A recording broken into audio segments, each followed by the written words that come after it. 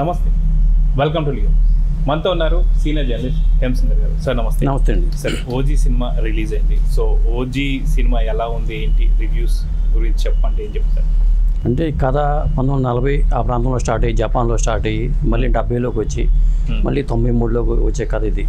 అంటే power star OG పాత్ర, ఓజాస్ గంభీర్ అనే పాత్ర, వాళ్ళ పూర్వీకులంతా జపాన్లో ఉండి అక్కడ రెండో ప్రపంచ యుద్ధ టైంలో పోరాడిన ఆ ఫ్యామిలీ నుంచి వచ్చిన పర్సన్గా చూపించారు. అంటే అతను మార్షల్ ఆర్ట్స్లో ఒక ప్రత్యేకమైన నైపుణ్యం వ్యక్తిగా మనకి ఆ పాత్రను చూపించారు.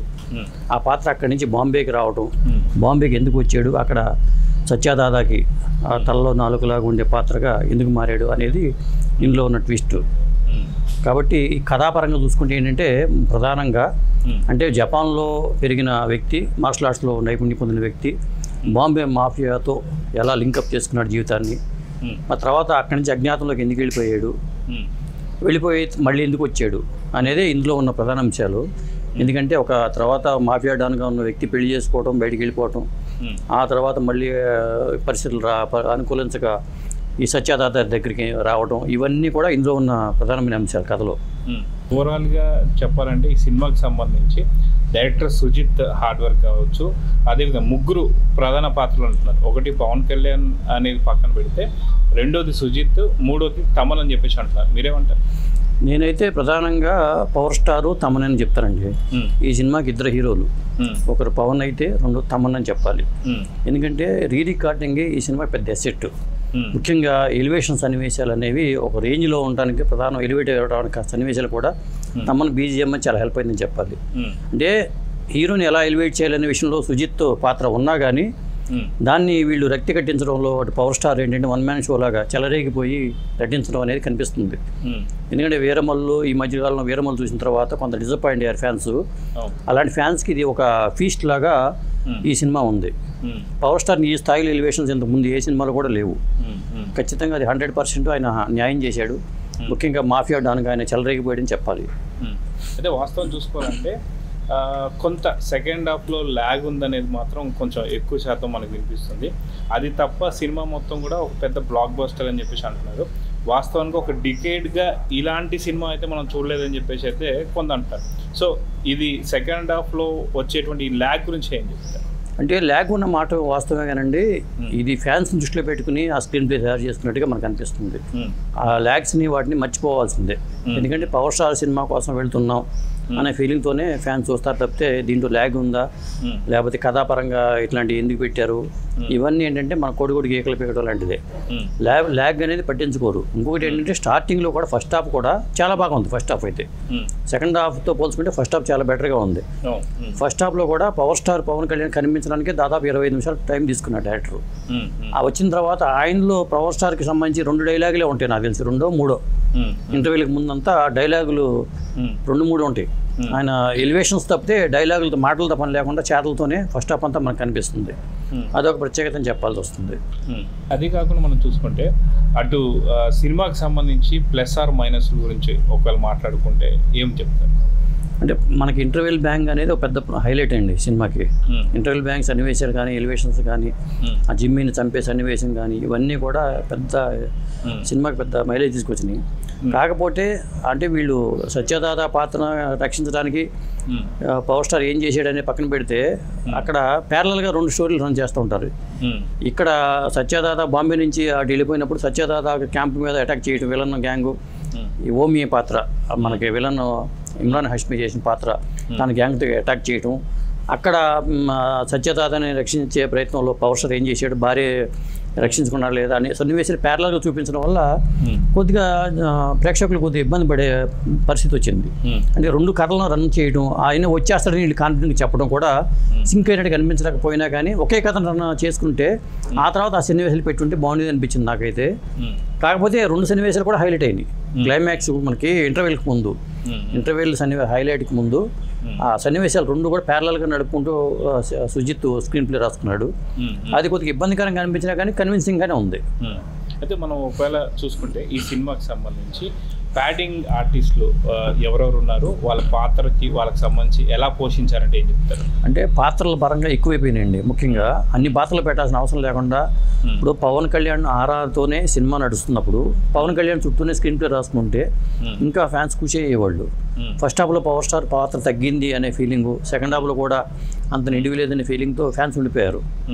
అది ఒకటి తప్పితే పాత్రల పరంగా సుహాస్ పాత్ర ఉంది, అర్జున్ దాస్కి ఆయుధాలు సప్లై చేసే పాత్ర, ఆ సుహాస్ పాత్ర పెట్టారు, అట్లా వచ్చేట్టు వెళ్ళిపోయే పాత్రే.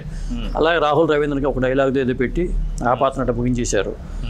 ఇక మనకి చూసుకుంటే అది సుజిత్ సినిమాటిక్ యూనివర్స్ మార్చుకోవడం వల్ల సాహోలో ఉన్న జాకీ ష్రాఫ్ని తీసుకొచ్చి ఇందులో చూపించడం, అంటే దానికి అతను కొడుకు ఉన్నట్టుగాను ఆ కొడుకుతో ఒక సీక్వెల్ ప్లాన్ చేసుకున్నట్టుగా మనం భావించాలి. అంటే ఈ సినిమాకి ఒక కంటిన్యూషన్ లాగా ఉండేట్టుగా కోసమో ఆ పాత్ర పెట్టినట్టుగా మనం జాకీ ష్రాఫ్ పాత్రను కానీ అతనికి చిన్న పిల్లవాడి పాత్రను కానీ అట్లా ఊహించుకోవాల్సి వస్తుంది. అయితే వాస్తవానికి చూసుకోవాలంటే ఈ సినిమాకి సంబంధించి మీరు ఇందాక అన్నట్టు ఎస్యూసి ఏదైతే సుజిత్ సినిమాటిక్ యూనివర్సిటీ సందర్భంగా ఈ సాహో సినిమాకి సంబంధించి సీక్వెల్ జరుగుతుందని చెప్పి అప్పట్లో అన్నారు, కానీ ఎందుకు అంత ఆడకపోవడంతో పక్కన పెట్టారు. సో ఇప్పుడు ఇక్కడ సీక్వెల్లో ఇప్పుడు ఎస్యూసి ఉంది కాబట్టి ఈ రెండు సినిమాలు OG2 ఉంటుందా లేదా అనేటువంటి కొంచెం డిఫికల్ట్గా ఉంది. దాని మీద కూడా ఏదైతే పొలిటికల్ విమర్శలు ఎక్కువ వినిపిస్తుంది. ఎందుకంటే ఏం చెప్తారు? అంటే ఇక్కడ OG2 ఉన్నది మాత్రం 100% వాస్తవం అండి. కాకపోతే OG2కి 2 అని వేయచ్చు, వాళ్ళు వేయచ్చు, సినిమా కంటిన్యూషన్ ఉందని 2 వేయచ్చు. వాళ్ళు వేయకుండా రోమన్ యాంగిల్ 2 పెట్టారు. అంటే అది 11 లాగా అనిపిస్తుంది. దాంతో ఆ 11 చూడంగానే వాళ్ళు వైసీపీ వాళ్ళు మమ్మల్ని ఉద్దేశించి పెట్టారని అనుకునే ప్రమాదం ఉంది. అలాగే సోషల్ మీడియాలో కొంత ఈ 11ని అలా హైలైట్ చేసుకుంటాం అలా జరుగుతుంది. వాస్తవానికి ఏంటంటే రోమన్ అంకిల్ అవి, ఆ రోమన్ 2 చూపించారు వాళ్ళు చూపించడం వెనకాల ఏంటంటే జపాన్ సినిమా కాబట్టి వాళ్ళు ఆ టైప్లోనే డిఫరెంట్ లాంగ్వేజ్లు కూడా జపాన్ లాంగ్వేజ్, జపాన్ డైలాగులు పలకడం కానీ ఇవన్నీ చూపించుకుంటూ వచ్చారు సినిమాలో. ఒక సినిమాని డిఫరెంట్గా ప్రజెంట్ చేద్దాం అనుకున్నాడు సుజిత్, అలాగే చేసాడని చెప్పొచ్చు. అయితే జపనీస్లో కొంత డైలాగ్స్ కూడా మనం చూసాం, ఏదైతే సినిమా రిలీజ్ కాకముందు కూడా ఏదైతే ఉందో ఇవన్నీ కూడా చాలా బాగా హైలైట్ అయ్యాయి. సో సినిమాలో దాని ఇంపాక్ట్ ఎలా ఉందంటే ఏం చెప్తారు? అంటే జపాన్తో ముడిపెట్టి ఆ కథను నడపడం అనేది, ఎందుకంటే పవర్ఫుల్ పాత్ర ఇది అని చెప్పడం కోసం జపాన్లో ఎంచుకున్నాడు. ఎందుకంటే ఇతనికి ఆ మార్షల్ విద్యలో కానీ జపాన్లో సంబంధించిన అవన్నీ ఉంటేనే ఆ పాత్ర అంతగా ఎలివేట్ అవుతుందనే ఉద్దేశంతోనే వాళ్ళు ఆ కథని అక్కడ స్టార్ట్ చేశారు. అలాగే సినిమాలో ఏంటంటే ఎలివేషన్స్ ఉన్నాయి కానీ ఎమోషన్స్ క్యారీ అవ్వాలి సరిగ్గా. ఎందుకంటే ఒక విధంగా చెప్పాలంటే ఆ పాట కానీ హీరోయిన్తో ఉన్న పాట కానీ పెళ్ళి కానీ ఆ పాపతో కానీ ఆ సన్నివేశాలు కూడా సరిగ్గా ఎస్టాబ్లిష్ కాల, అందులో ఎమోషన్ మిస్ అయినట్టుగా మనకు ఫీల్ అవుతుంది. అసలు ఆ పాత్ర లేకుండా సినిమా రన్ చేసుకుంటే ఇంకా సీరియస్నెస్తో వెళ్ళిపోయేది, పూర్తిగా సీరియస్గా సాగిపోయేది పాత్ర. కొన్ని ఆ పాత్రని ఖచ్చితంగా లింక్ చేయడంలో ఎక్కడో తడబడ్డాడేమో సుజిత్ అనిపించింది, కానీ మనకు ఆ ఫీలింగ్ కలగదు. మనకు పవర్ స్టార్ సినిమాకి వెళ్ళినప్పుడు ఏ ఫీలింగ్తో అయితే ఉంటామో అవన్నీ హై వచ్చేస్తూ ఉంటుంది, అప్ అండ్ డౌన్స్ ఎక్కువ ఉన్నాయి. ఆ ఎలివేషన్స్ వీటిని మర్చిపోయేలాగా చేసింది అని చెప్పొచ్చు. అయితే ప్రియా అరుళ్ మోహన్ హీరోయిన్ క్యారెక్టర్ తీసుకుంటే వాస్తవానికి హీరోకి ఎంత పెద్ద స్థాయి ఉంటుందో, ఎంత పెద్ద క్రేజ్ ఉంటుందో, సో అదేవిధంగా హీరోయిన్ కూడా ఉండాలి. కానీ ఇక్కడ ఈ సినిమాలో హీరోయిన్ పాత్ర గురించి చెప్పాలంటే మీరు ఏం చెప్తారు? అంటే హీరోయిన్ పెట్టాలని ఉద్దేశంతో పెట్టినట్టుగా ఉందో తప్పితే కథను అక్కడ కలుపుకునేదో వెళ్ళినట్టుగా ఎమోషన్స్ క్యారీ అవ్వాలనే ఉద్దేశంతో వాళ్ళు పెట్టారు తప్పితే అందుకోసమే పెట్టారు, కేవలం ఎమోషన్స్ కోసమే పెట్టారు. పాప సెంటిమెంట్, భార్య సెంటిమెంట్ పెట్టారు కానీ అది సరిగ్గా క్యారీ అవ్వాల. అవి పెట్టకపోయినా కథ ఇంకా సీరియస్గా వెళ్ళిపోయేది. ఇలాంటి సీరియస్ కథలో అసలు ఆ పాట కూడా అవన్నీ కూడా అనవసరం అనిపించింది. ఇంత పౌర పాత్రకి పాట పెట్టడం కానీ, అలాగే పవర్ స్టార్కి చిన్నప్పుడు ఉన్న మనకి స్టార్టింగ్లో 25 నిమిషాలు కథ నడుస్తున్నాం కాబట్టి ఆ పవర్ స్టార్ చిన్నప్పుడు పాత్ర వేసిన ఎవరో తీసుకొచ్చారు తెలియదు కానీ అతను అద్భుతంగా చేసాడు. అతను ఆ మార్షల్ ఆర్ట్స్లో ఎందుకంటే సత్యదాదాని రక్షించే పాత్ర అది, ఆ పాత్ర చాలా అద్భుతంగా చేసాడు అతను. అక్కడ 100% అతనికి మార్కులు పడినాయి. ఆ తర్వాత దాన్ని కంటిన్యూ చేయడంలో కూడా పవర్ స్టార్ దానికి 100% 100కి 200% న్యాయం చేసాడని చెప్పాల్సి వస్తుంది. అయితే మనం చూసుకుంటే సుజిత్ ఒక ఫ్యాన్, అదేవిధంగా చూస్తుంటే గతంలో గబ్బర్ సింగ్లో హరీష్ శంకర్ కూడా ఒక ఫ్యాన్. సో వాస్తవానికి ఇప్పుడు ఫ్యాన్ మేడ్ మూవీగా ఈ సినిమాను చూడాలంటారా? నిజంగా తను ఏదైతే ఫ్యాన్గా తను అనుకున్నటువంటి సినిమాని ఖచ్చితంగా తెరకెక్కించాడా లేదంటే ఏం చెప్తారు? 100% ఫ్యాన్ మేడ్ మూవీగానే సుజిత్ దీన్ని తెరకెక్కించాడండి. ఎందుకంటే కొన్ని పోలీస్ స్టేషన్ల సన్నివేశాలు తప్పితే సెకండ్ హాఫ్లో వచ్చే పోలీస్ స్టేషన్ సన్నివేశాలు కానీ అంతకుముందు వచ్చిన కొన్ని సన్నివేశాలు చూసుకుంటే అంటే పవర్ స్టార్స్ని యాక్షన్ నుంచి రాబట్టుకోవడంలో కానీ ఆయన చూపుని ఎలా క్యాప్చర్ చేయాలి, ఆయన స్టైల్స్ని ఎలా క్యాప్చర్ చేయాలి అనే విషయంలో ఆ సినిమాటోగ్రాఫర్ కూడా చాలా బాగా పనిచేసాడు అనిపించింది. అందువల్లే అది ఆ సన్నివేశం అంతగా రెక్టిగట్టి అని చెప్పొచ్చు. కేవలం ఫ్యాన్ మేడ్ మూవీ కానీ చెప్పాల్సి వస్తుంది. అయితే వాస్తవానికి ఈ సినిమా చూస్తున్నప్పుడు మీకు ఎప్పుడన్నా సరే డెప్యూటీ సీఎం లాగా మీకు కనిపించాడా పవన్ కళ్యాణ్ అంటే ఏమంటారు? అసలు ఆ డిప్యూటీ సీఎం పాత్రని అక్కడ పక్కన పెట్టేసి ఈయన పూర్తిగా పాత్రలో ఇన్వాల్వ్ అయిపోయారు. 100% ఓజాస్ గంభీర పాత్రకి ఆయన చాలా న్యాయం చేశాడని చెప్పాలి. ముఖ్యంగా ఈ సినిమాకి నేను ఇద్దరు హీరోలు అని చెప్పాను కాబట్టి తమ్మన్ బీజిఎం ఈ యాక్షన్ సన్నివేశాలు ఎలివేట్ చేయడంలో తమ్మన్ బీజిఎం అనేది చాలా హెల్ప్ అయిందని చెప్పాలి. సో ఓవరాల్గా చూసుకుంటే ఈ సినిమాకి సంబంధించి ఒక్క మాటలో చెప్పాలంటే ఏం చెప్తారు? అంటే పవర్ స్టార్ ఫ్యాన్స్కి ఫీస్ట్ అండి ఇది చెప్పాలంటే.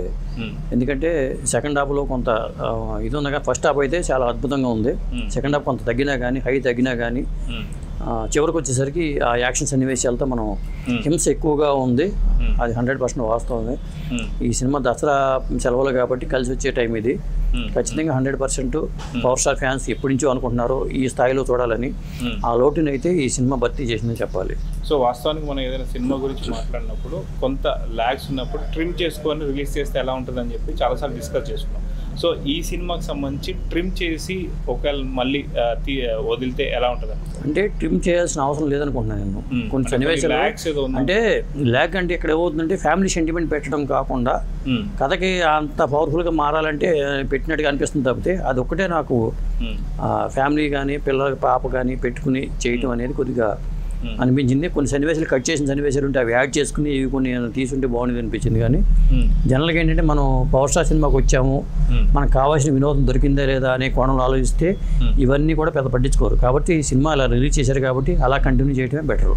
సో కలెక్షన్స్ పరంగా చెప్పాలంటే ఏం చెప్తారు? కలెక్షన్స్ పరంగా అసలు నా భూతో నా భవిష్యత్ అండి.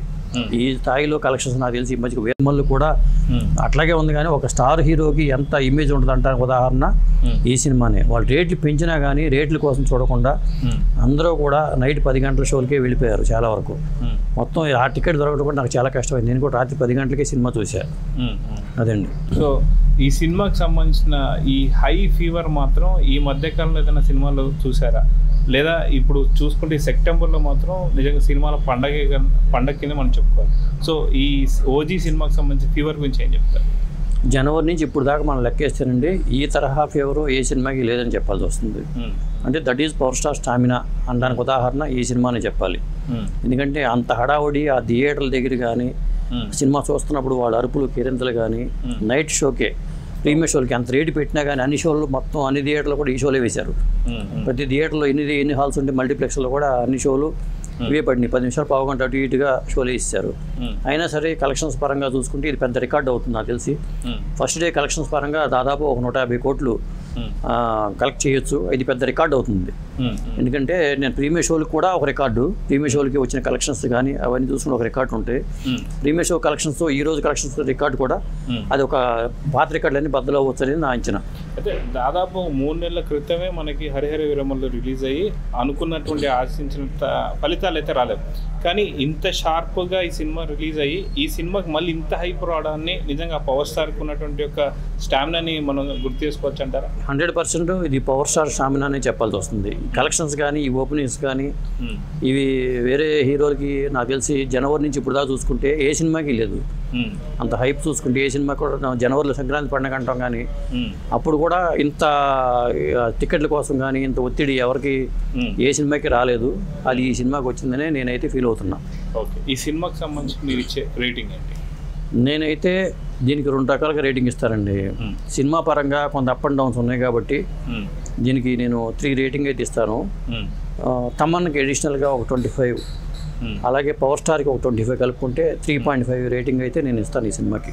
ఓకే, సో మొత్తానికి ఈ సినిమాకి సంబంధించిన రేటింగ్ చూశారు కదా. సో మీ అభిప్రాయాన్ని కమెంట్స్ రూపంలో తెలియజేయండి. నమస్తే.